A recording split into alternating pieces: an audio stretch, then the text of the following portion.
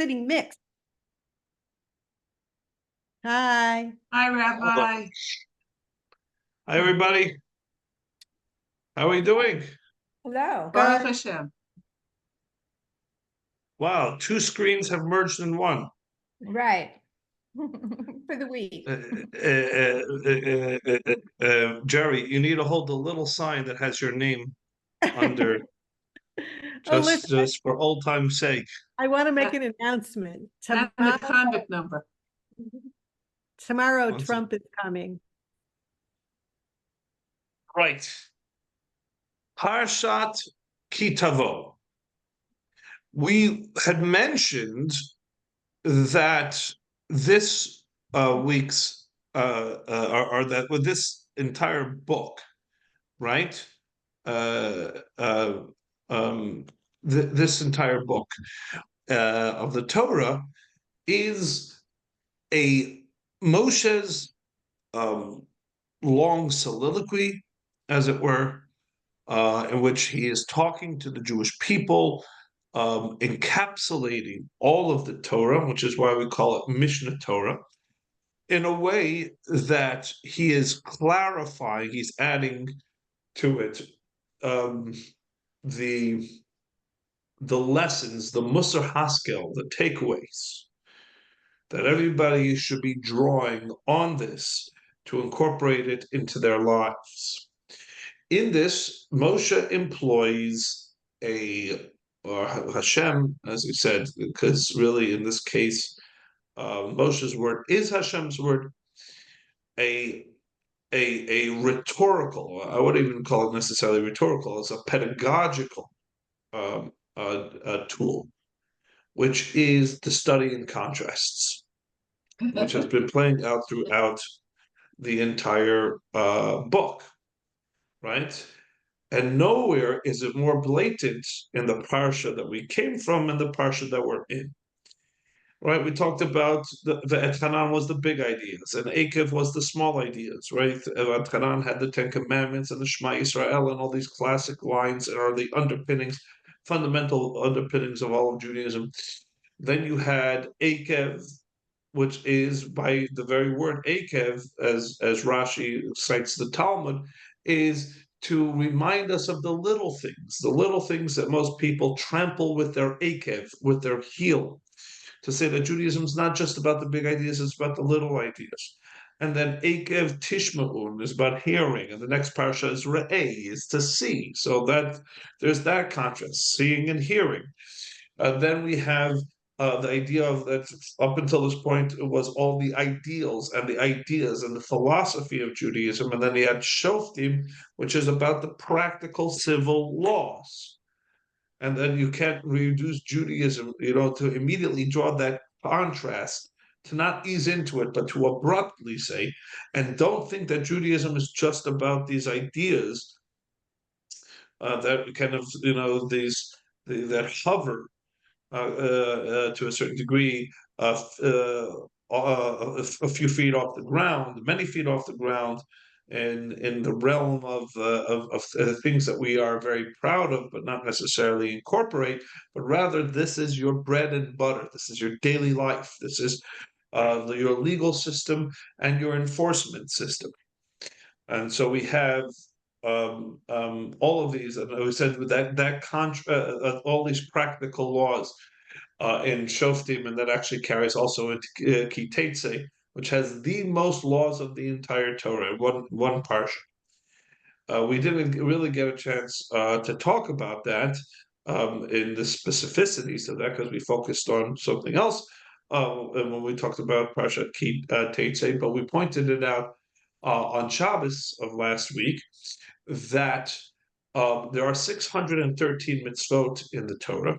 613, we know this well. What is remarkable is that the original counters of the 613, those that counted out, the great scholars, and it says, Lefikach Nikru Rishonim Sofrim. The Talmud actually makes a big deal of acknowledging the fact that there were these group of scholars that were called the counters, or the enumerators, because they did this job. It's not so simple. The Torah never sits there and says mitzvah number 1, blank, blank, blank. Mitzvah number 322.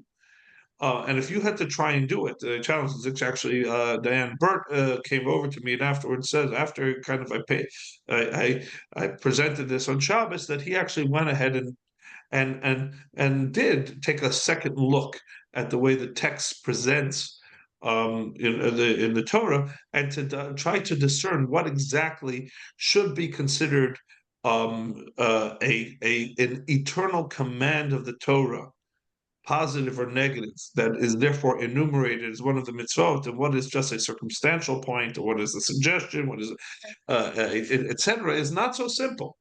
So to enumerate. Didn't the rabbis sit forever and try to figure this out? So that's what I'm saying. The great scholars, the names that you are very familiar with, including the Rambam, was one who did it. The Sefer HaChinuch, we call him the Sefer HaChinuch, the book of the Chinuch, because we're not even sure who the author is. The author is anonymous, but it is one of the greatest works in Judaism.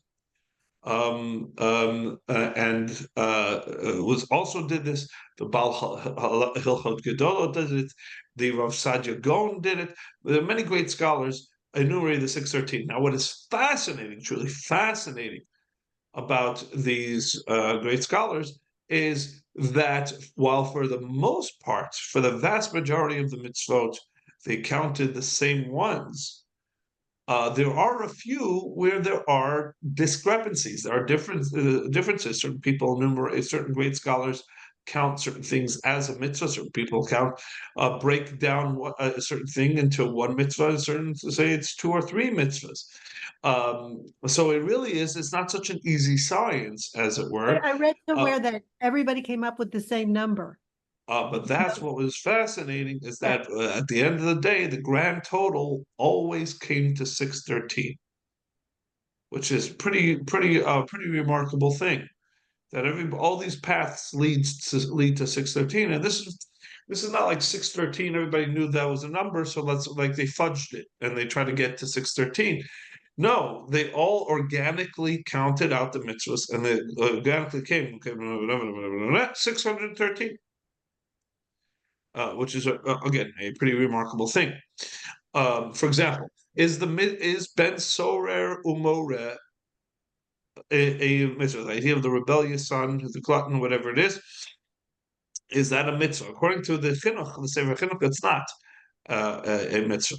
According to other sources, it is a mitzvah. It's just a mitzvah that actually never happened. There was never a circumstance where somebody acted in this way to rebellious son to earn the punishment of being put to death, being executed for being this rebellious son. Although there are many rebellious sons who you can use the threat of this consequence as a very great deterrent. So whether it's a mitzvah or not, it's a great deterrent. You just point to this section in the Torah and say, listen, if look, I would just have to follow what Torah says. So in non-personal, just business, right? But here's one of the most classic discussions as to whether it's a mitzvah or not. Is belief in God a mitzvah?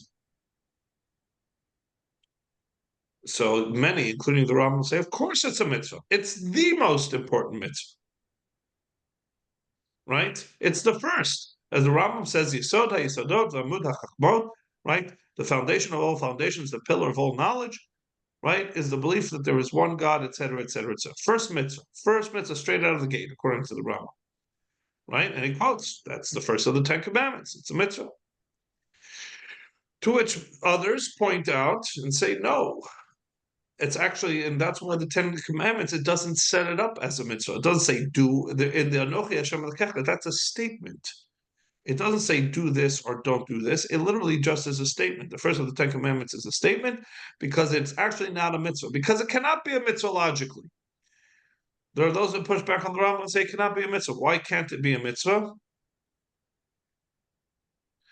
Why logically does somebody say it can't be a mitzvah? Fascinating. Because it's part of the 10 Commandments? No, he says logically. Logically, It says because it's circular. It's a circular logic. Why? Because if you don't believe to the point where you need a command to tell you to believe, then who do you believe is commanding you to believe? Right? Yes. And if you already believe in the one that's commanding you, then you don't need the command. You already believe. So if you need the command, then the command carries no weight. And if you don't need the command because you believe already, then you don't need the command. So, in other words, there is no logical command to believe in God because who's commanding you to believe in God if you don't believe in God? And if you do believe in God, done. The commandment is purposeless. So this comes. The Barbanel, among others, says this is not a mitzvah in the Torah. It's not. It's a preamble. It's a statement. But It's the Rambam says prerequisite. Rambam says it is. The Rama says it is a mitzvah. The Rama says that's why the first one, the Anochi, is like the preamble. It's like because I am God, your God. Da, da, da, therefore, now because you already believe that I am God, because I showed myself to you, because etc. etc. So therefore, I can command you I can command you to follow the rest of the mitzvah. Comes a Ravid, who generally is the foil to the Rambam, who sees his one of his primary roles as acting as a intellectual adversary of the Rambam, not because he disrespects Rambam, the opposite, because he has tremendous respect for the Rambam, but he'll play the Shammai to the Rambam's Hillel. In this one, the Ravid comes to the Rambam's defense. And it turns to anybody who would say that the Rambam is incorrect for enumerating this as the first mitzvah, and it says you missed the Rambam's point. The Rambam is telling you that the first mitzvah is not that you should believe, but what you should believe about God. Of course, we all have an innate belief, and of course, that belief has to be is the prerequisite. But what do we believe about God? About the singularity about God, about his omnipotence, his omnipresence, all that's what falls into the first mitzvah. Rather than that there is a God. I don't want to So get, that's a discussion in and of get, itself. What? And I don't want to go far off topic, but does anybody contrast that with what goes on in Sefer Eov? When you say about the omnipotence and the all of that, immediately my contrarianness brings me to Eov. So Eov is not really where he's grappling. To your point, to this thing, he's not grappling with his faith. He's grappling with the ramifications of the faith. In other words, it's not like he's calling into question God's omnibenevolence, which is what his wife is asking him to do, right? How could God? Rather, he's saying, I believe in God's omnibenevolence, right? I believe in God's omnibenevolence. So how do I move forward? How do I use that to transcend this incredible pain, to still bless God in this moment? It's not so. Okay. It's actually what Eov is. It's not a crisis of faith. It's the ability to use faith to transcend. It's actually. I mean, everybody can get caught up in the you'll ask most people, "What is the Book of Eov?" It's a tragedy, right? It falls under tragedy. I actually say no. It's one of the most empowering books of the Torah. It makes the point that with faith, you have a superpower.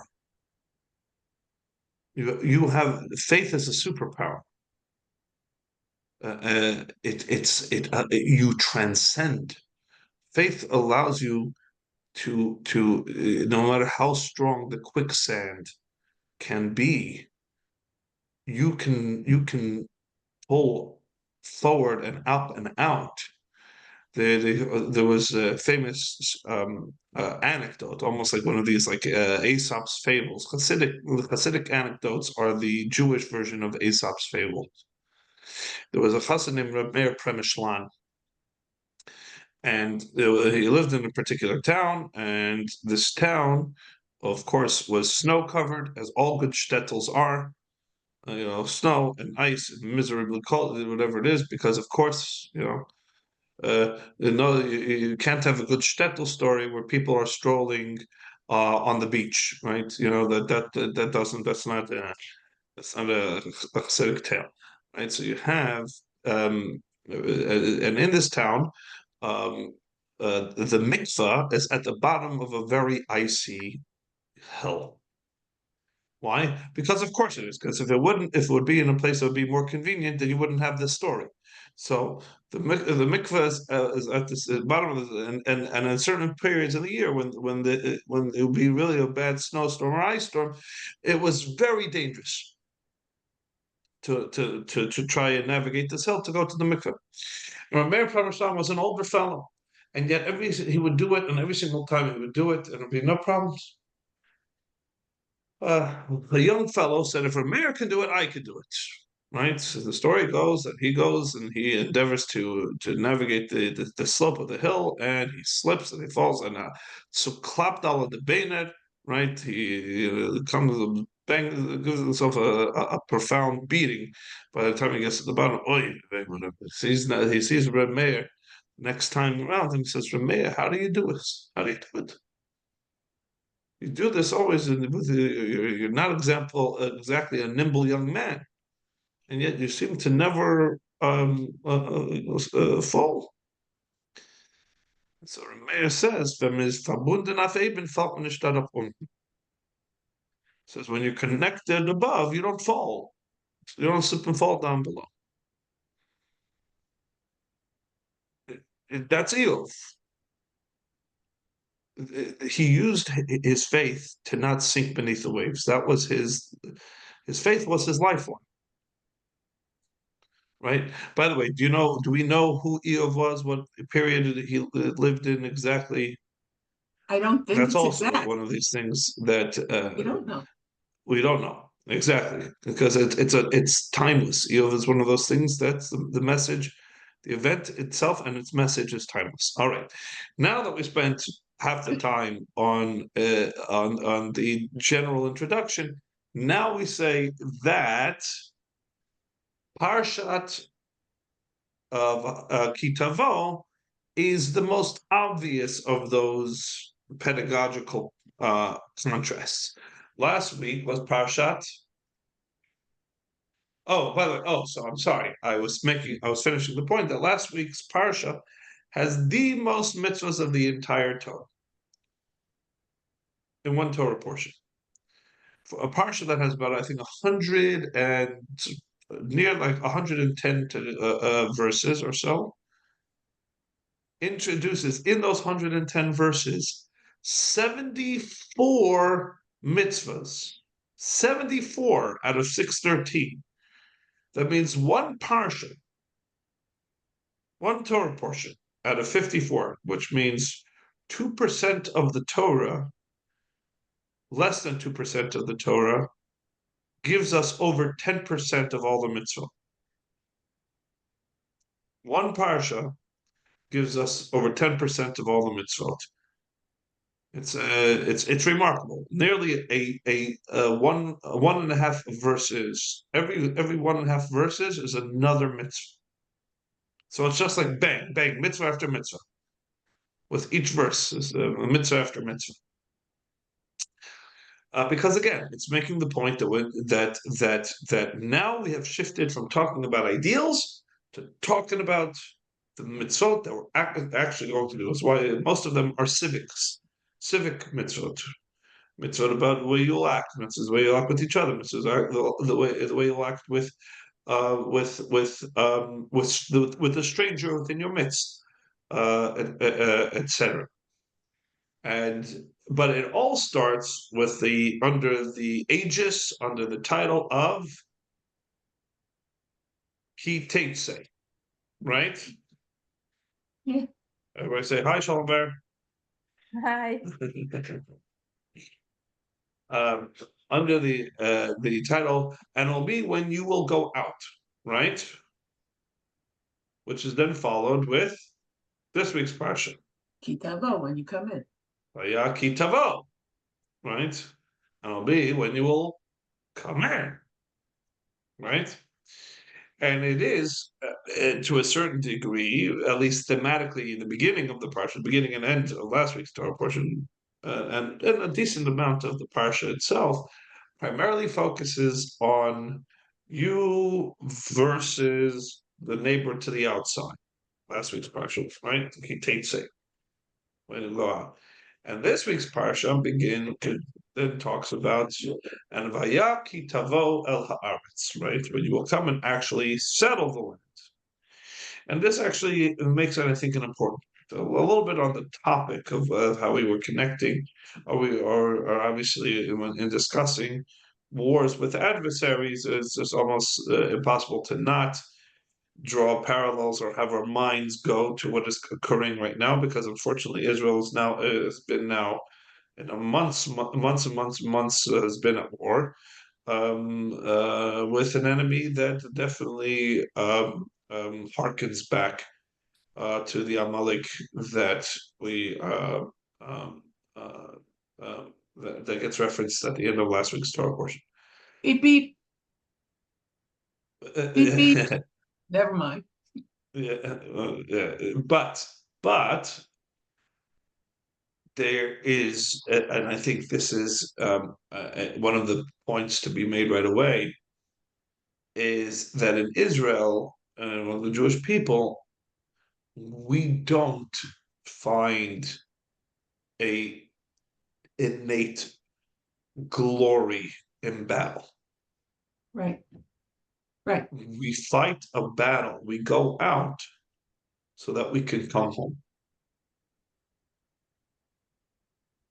If you think about it, Do we have a and word? you would say, of course that's the case. Of course, right? No, don't take it for granted Right. that everybody sees it this way. In fact, you go look throughout history. Do we have a word for like shahid that they have in Arabic, you know, the martyr, like the holy Yeah, martyr? but by us, it's the exact opposite meaning or connotation. Uh-huh. We call them the Kedoshim, right? Uh-huh. The Kedoshim are, What is but you shahid? see, they're exactly making this exact point. For them, and throughout history, there is a glory in dying in battle. There is glorious battle. That is, in a sense, the greatest legacy, right? The sword is a icon to be proud of.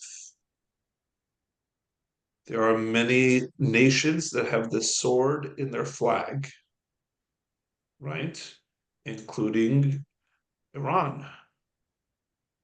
And I believe Syria did. I think they've changed it, but they used to have a scimitar in their flag because it was something they were proud of. Warriors. If you think about the greats of history, think about the greats. If you were asked based on textbook study, the great names that you focused on when you were learning history in middle school, etc., in high school. Here are the names, right? Tell me that I'm wrong. Napoleon, Alexander the Great, Genghis Khan, right? These are the names we study about. Julius Caesar. What do all these people have in common? They're all warriors. Bloodthirsty conquerors. Yep. That made their name through perpetual war, bloodshed, conquering, etc.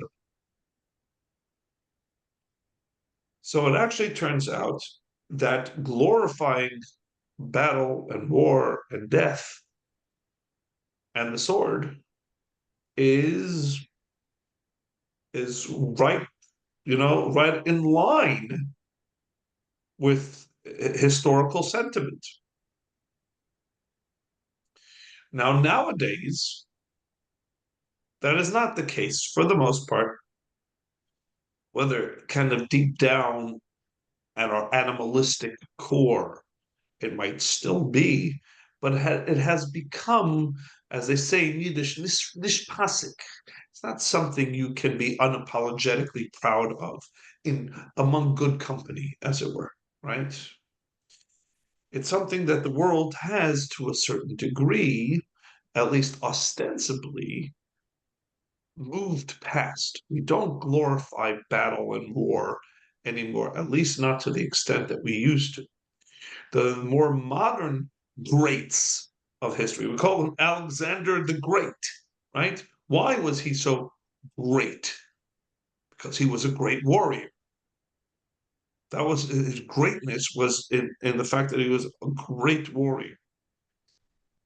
Nowadays, the quote unquote greats, and I'm not talking about even the Jewish world, but the names that we will laud from relatively modern greatness is Gandhi, Mother Teresa, right? You see a shift in a sense, in global focus as to what defines a great person. There has been a change, again, not just among religious or whatever, but in general, as to what the world has been taught to glorify something else, to not glorify the warrior, but to glorify the healer. Again, Yeah, but ostensibly. Didn't King David make his name by killing Goliath? I mean, didn't God Very put him on good. the map? Let's think. You teed me up. King David was a warrior, right? What were the ramifications of the fact that he was a warrior? He couldn't build the temple. That he was disallowed from building the temple that his wars that he fought allowed to be. He fought the wars that were necessary to fight in order for there to be a Jerusalem, in order for there to be the complete land, in order for there to be enough peace for the temple to be built. And God turns to him and says, King David, guess what? Even though you did what was necessary so that the temple could be built, you can't build it because you have too much blood on your hands. Dam larov shafachta. To which King David said, can you be outside? Wars, God. And to which God would say, yes, yes, you were. And they were necessary. But we go out in order to come home. The war itself is not glorious. The conquering is not glorious.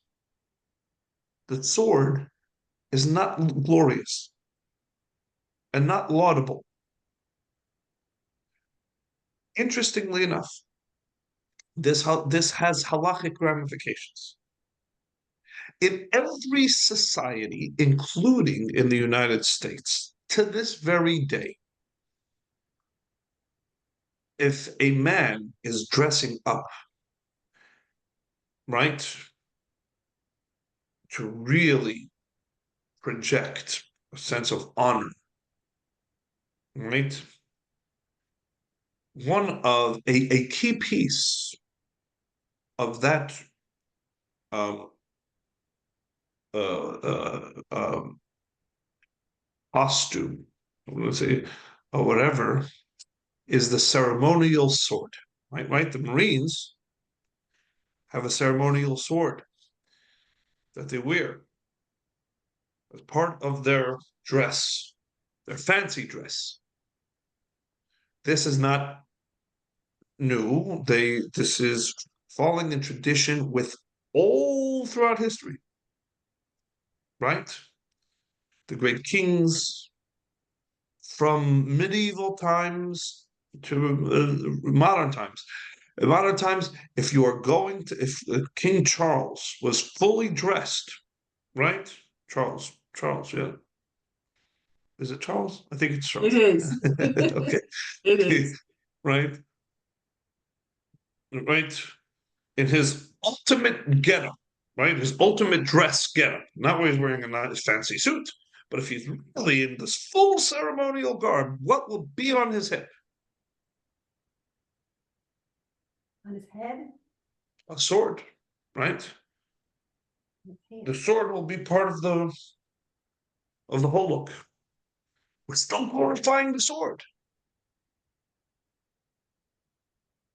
We're still glorifying the sword in a way.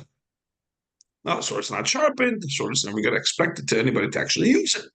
There is this, it's still there. One culture for already thousands of years has said the sword is not a tachshit, Hebrew word for a piece of what's it called? An augmentation to what's it called? To add to the splendor of the one who is dressed in it. Right. Why? It says, where does this come in halachically? On Shabbat, you're not allowed to carry, right? Elements that are not part of your clothing, right? For example, you could wear a shirt, you could wear a jacket, you could wear socks, shoes, what have you. Besides for the necessary garments, you're also allowed to wear that which falls under the category of tachshitim, augmentary uh, uh, garments, right? For example, and it's obviously for women, this is a greater category than for men. At least it used to be. Nowadays, I think we have a little bit of a melange of men and women, what have you. But nobody can say earrings are a necessary garment, right? But they fall under the category of a takshitim. And so women are allowed to wear earrings and necklaces and bracelets and all these things. And the Talmud says, once we're on the topic, let's discuss what falls into that category. And so it says, okay, it goes through the whole list, an exhaustive list of female takshitim, female jewelry. And the list is exhaustive and expensive.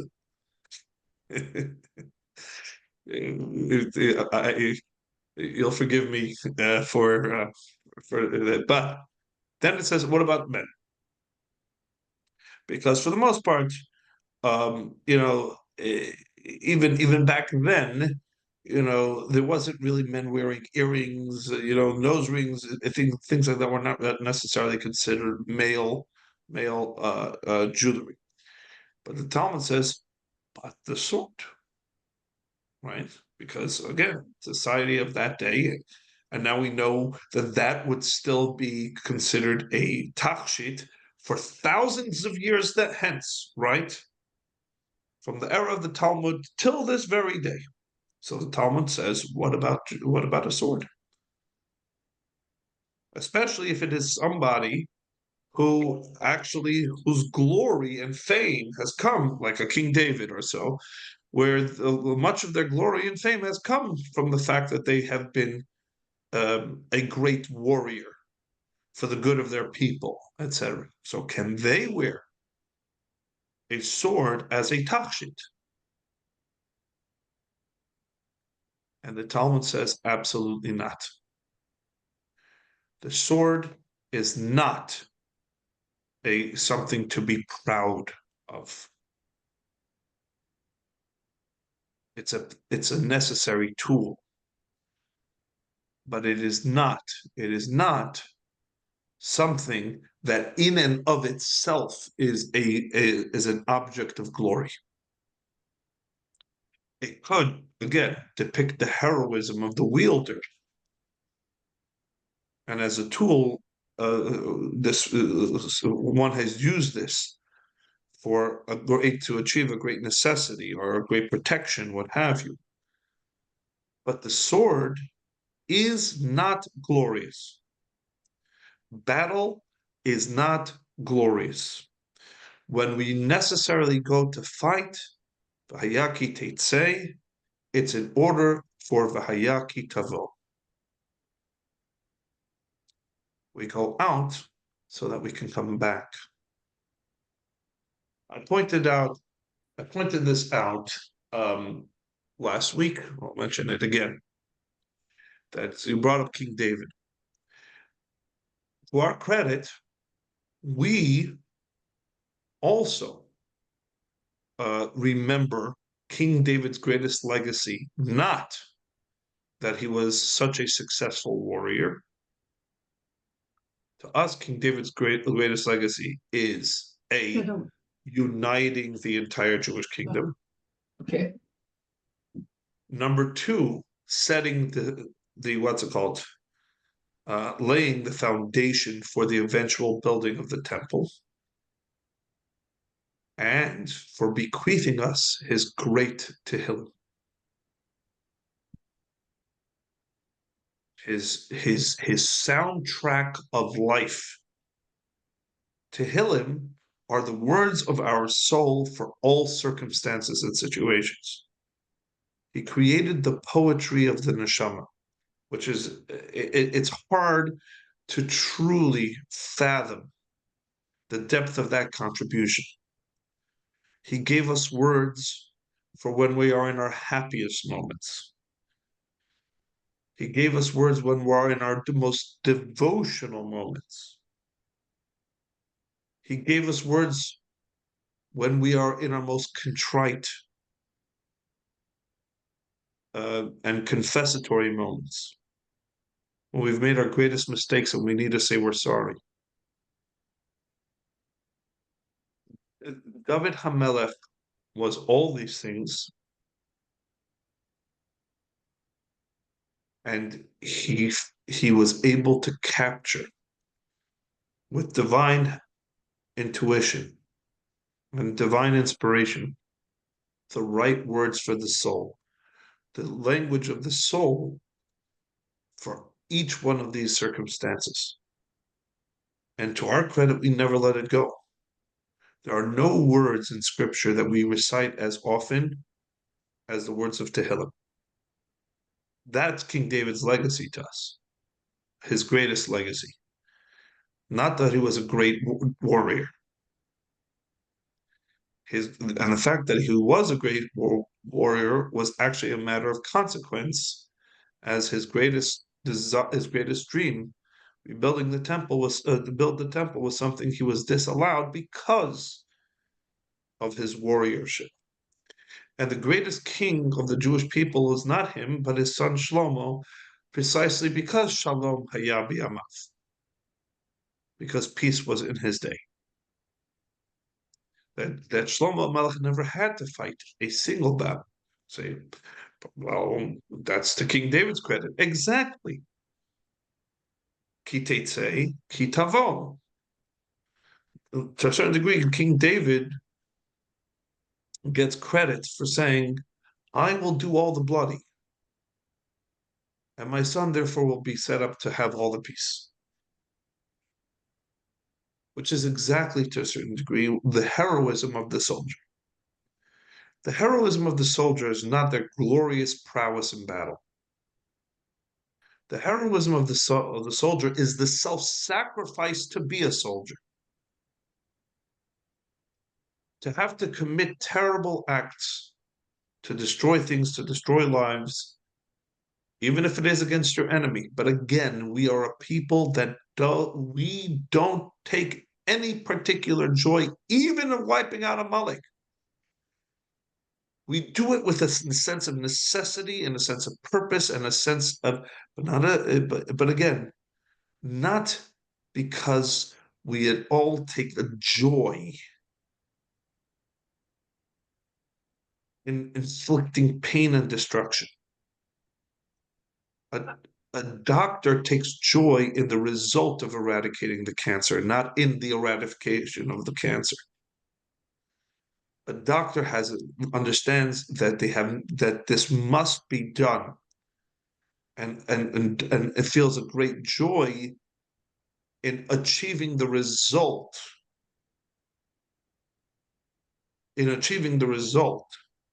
which is a cancer-free society, or a cancer-free individual, a cancer-free entity.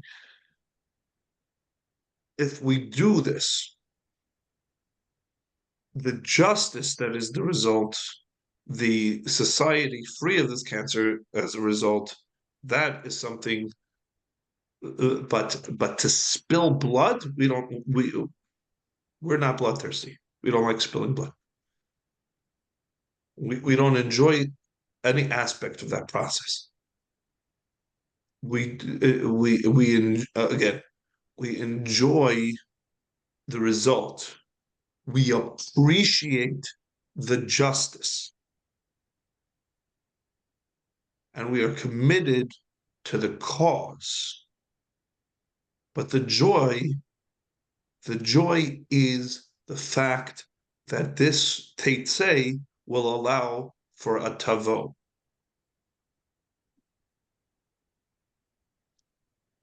Yehoshua took no joy in any of the battles he fought. He took joy in the fact that each time they completed a battle, they were one step closer to settling the land. And to be able to then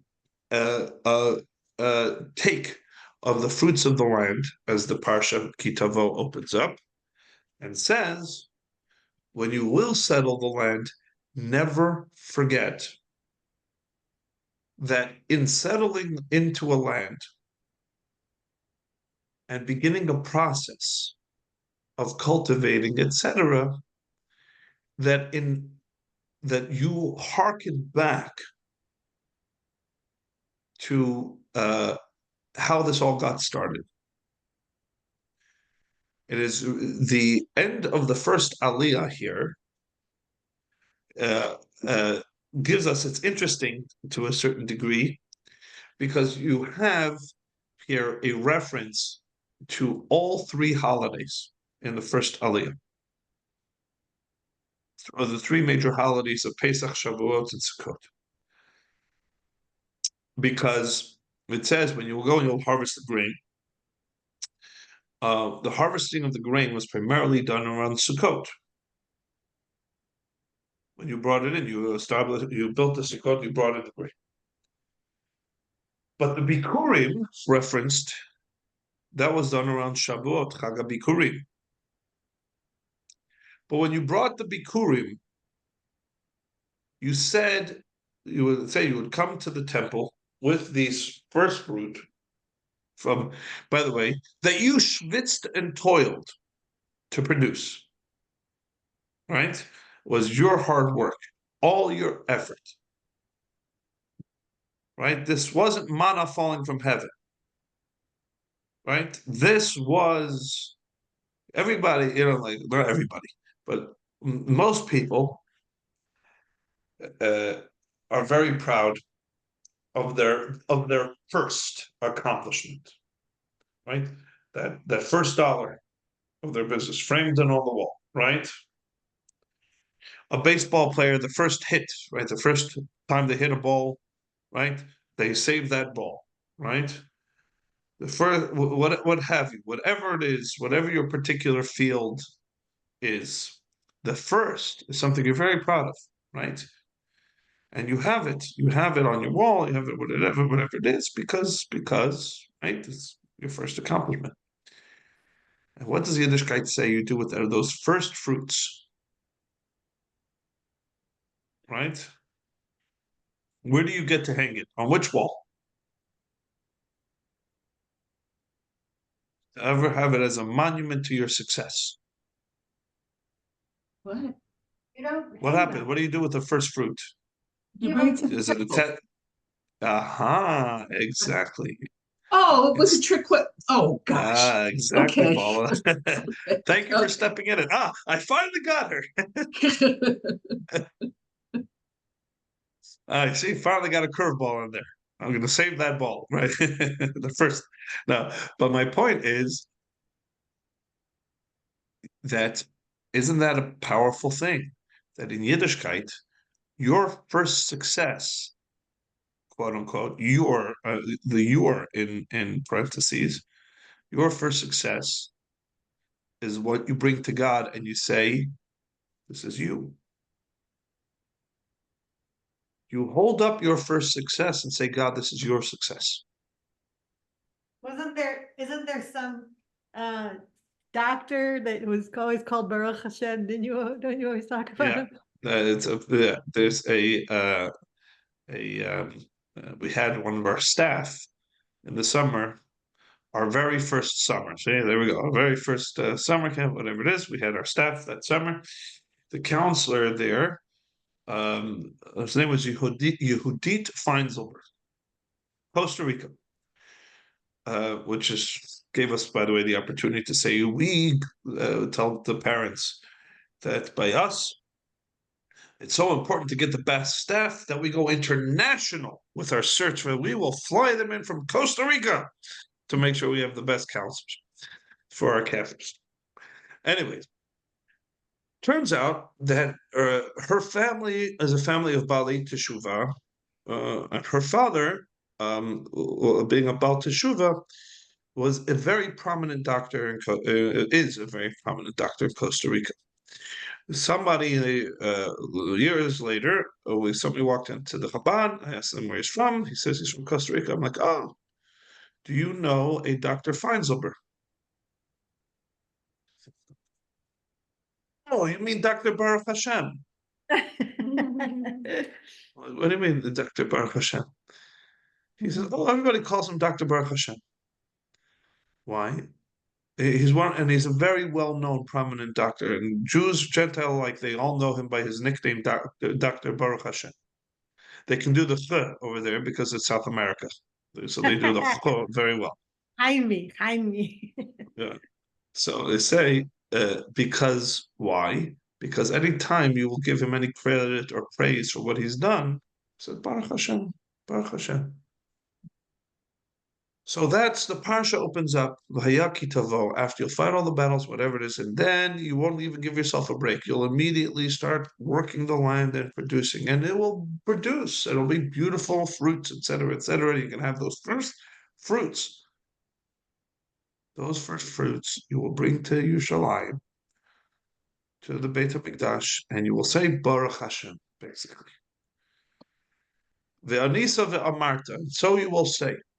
And it gives us the 5 verses. And these verses are familiar to us because the entire Haggadah is these words. To remind ourselves that even as we're settled in this land, etc., it's not like we said, God, thank you very much for taking us out of Egypt and carrying us through the desert. You dropped us off by the doorstep of Israel. Now we got it. Right? Thank you, God, for the lift. Right? We'll take it from got it. We got it from here. Right. No, this is still all you. This story of needing you every step of the way, God continues. We are humbled to be the recipients of the blessing that you give us.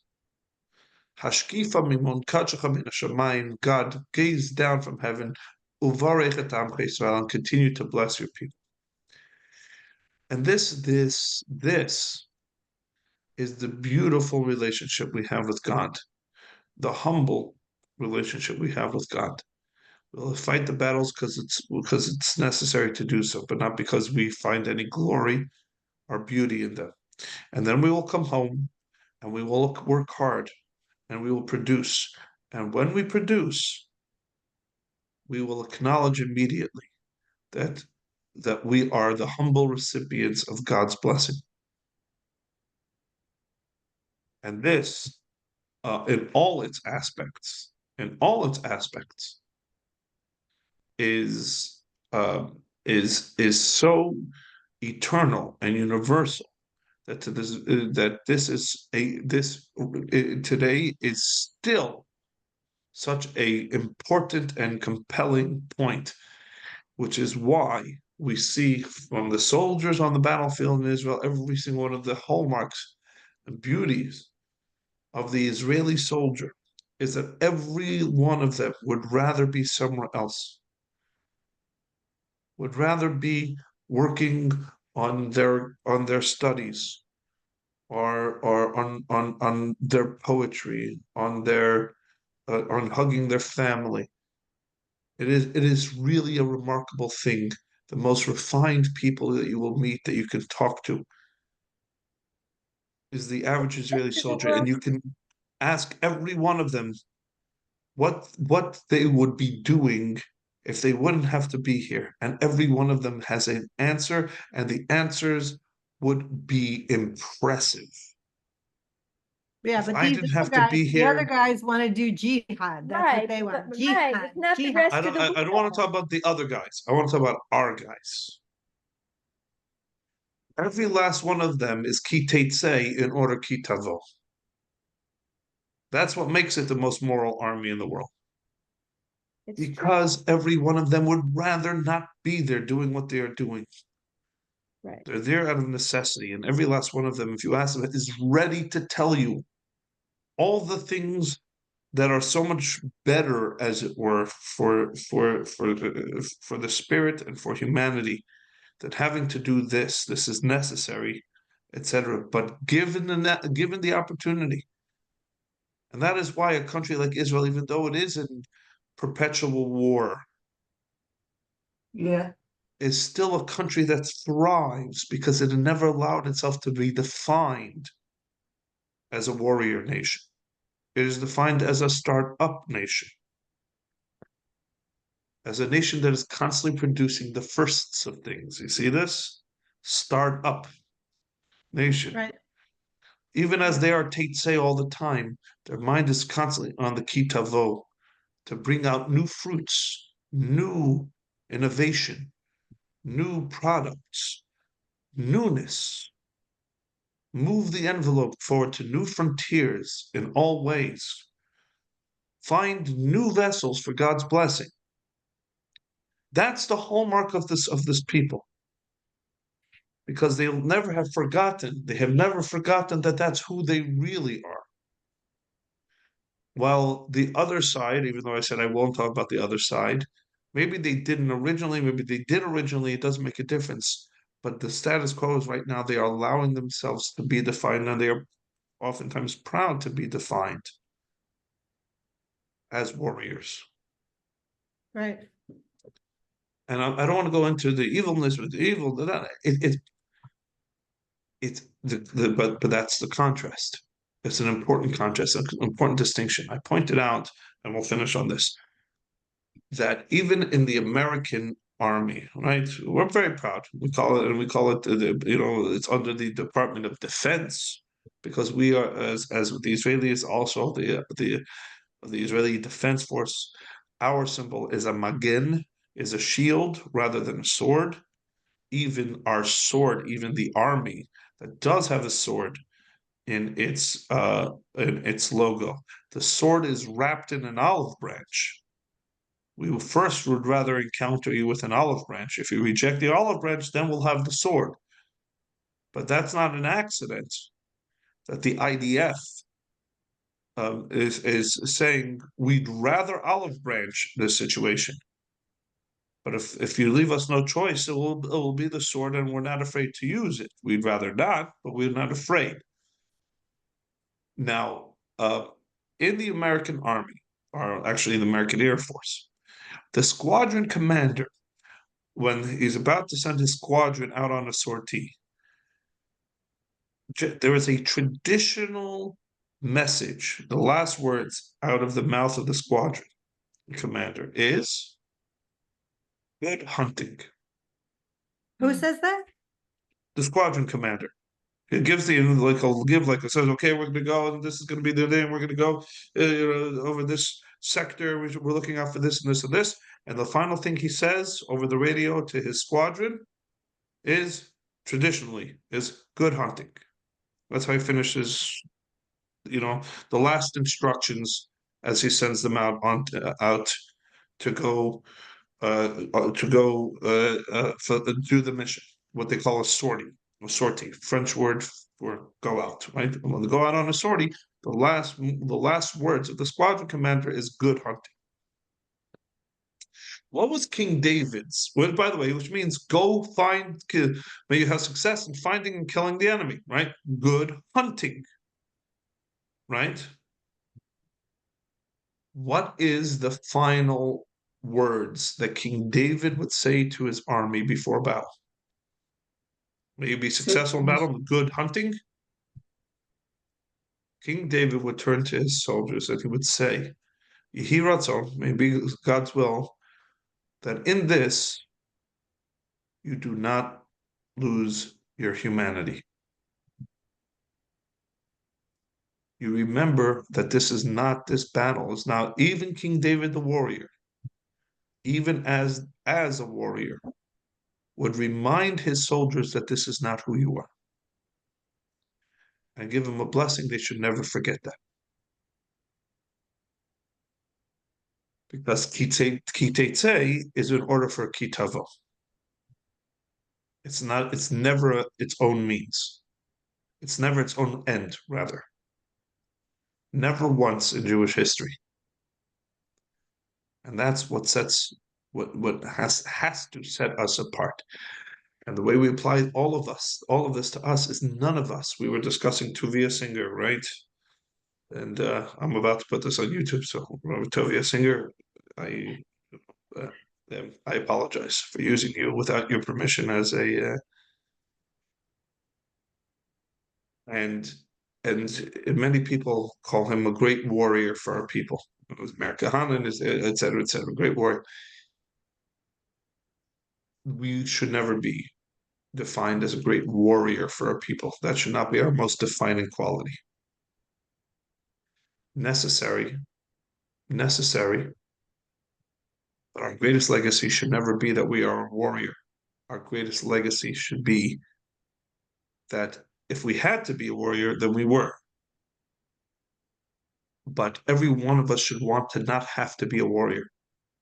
Everyone wants to not have to be a warrior. Every one of us wants that our legacy should be able to be something else. Something that happens. What's that wonderful quote from Golda Meir? About that turning our Yeah. Right, we can forgive you for killing our children. We can never forgive you for turning our children into killers. But and that's the point. Our greatest wish is that we should write Lo yisagoy al goy cherev lo yilmedu od milchama. That is our hope, our greatest hope. Isaiah says our hope is for the world, for ourselves, and for the world, is that this becomes unnecessary, that we can take all these swords and turn them into plowshares. Period. So may we, the blessing for this Shabbos is that all the soldiers who had to go out, may they come home. May they come home with the hostages that also have been kept safe for way too long. Yes. And may they come kitavo. May they be able to all come home. May this be the Shabbos that ushers in the era of kitavo. Thank you, Rabbi. Mitzvah. I wish Amen, the rest amen, of the, amen, I wish amen. the rest of the world thought that way. It's just, Yeah, well, that's our job to be alive. As I said, as I pointed out, that it is. We have made remarkable progress. Again, in history, in modern day history, the names that will be remembered will not be the great conquerors. Modern history will remember a Mother Teresa and a Gandhi, et cetera, et cetera. And I don't want to get political with which names get in, which names get out, et cetera, et cetera. But while ancient history, the greats, Alexander the Great, Genghis Khan, Napoleon Bonaparte, et cetera, the modern greats are people that had a very different impact on this world. And who do you think taught the world to think that way? We did. correct. We'll take So credit. that's the point, that we have been successful as being a light onto nations in this regard, to teach the world that a Teitzei should be for ostensibly for should be a Kitavo.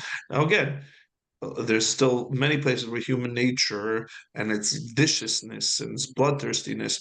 I think that is, by the way, modern. What is it? What is football? What is sports in general? Sports in general is a bloodless way to conquer.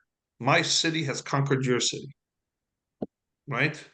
Mhm. And it's a blessing that most people, in a sense, let that nature out in what is relatively a bloodless sport versus actual battle.